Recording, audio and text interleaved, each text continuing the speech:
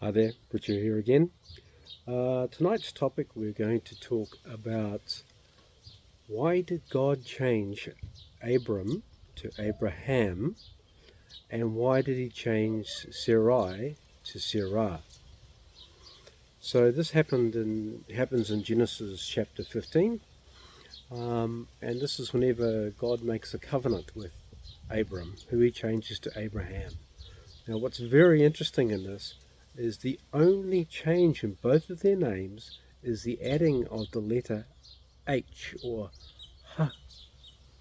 Now, as it just sounds like, it means the actual translation of the word means breath, but sometimes it can also mean spirit.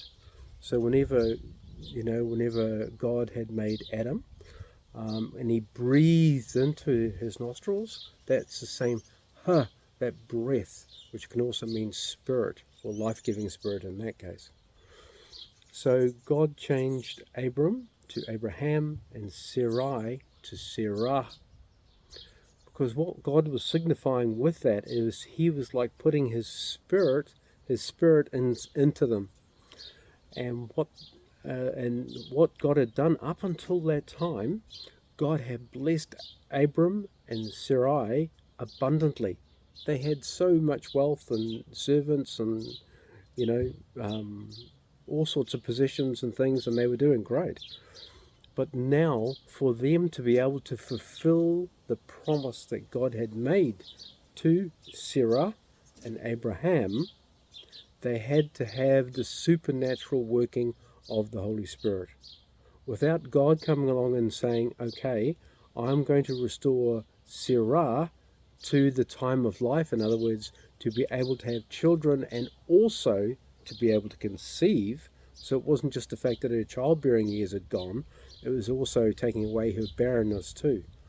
So she got changed from Sarai to Sarah.